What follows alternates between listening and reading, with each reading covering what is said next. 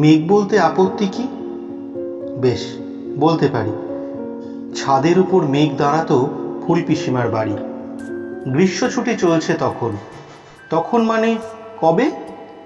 আমার যদি 14, মেঘের 16-17 হবে।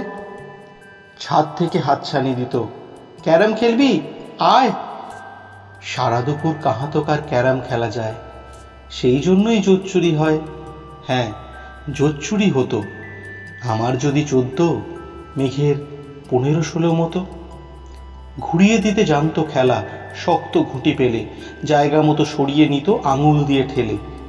শুধু আঙুল, বোর্ডের ওপর লম্বা ফ্রকের ঝুল, ছপাং ফেলে ঘুটিয়ে দিত ঘুঁটির দিক ভুল। এইখানে না ওখানে, হ্যাঁ এইটা না ওটা, ঝাঁপিয়ে পড়ে ছিনিয়ে নিল ঘুঁটির বাক্সটা। ঘুঁটিরও সেই প্রথম মরণ। প্রথম মরা মানে বুঝবে শুধু তারাই যারা ক্যারাম খেলা জানে। চলেও গেল কদিন পরেই। মেঘ যেমন যায়, কাঠফাটা রোদ দাঁড়িয়ে পড়ল মেঘের জায়গায়। খেলা শেখাও, খেলা শেখাও, হা পিত্তেশ কাক। কলসিতে ঠোঁট ডুবিয়েছিল, জল তো পুড়ে খাক। খাক হওয়া সেই কলসি আবার পরের বছর জলে ভরল কেমন তোমায়? থামো, ওসব কি কেউ বলে? আত্মীয় হয়, আত্মীয় হয়, আত্মীয় না ছাই?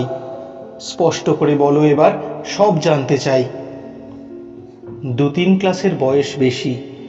গ্রীষ্ম ছুটি হলে ঘুরেও গেছে 2-3 বছর, এই জানে সকলে।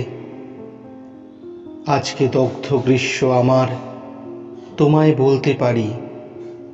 মেঘ দেখতাম ছাদের ঘরে ফুল পিসিমার বাড়ি।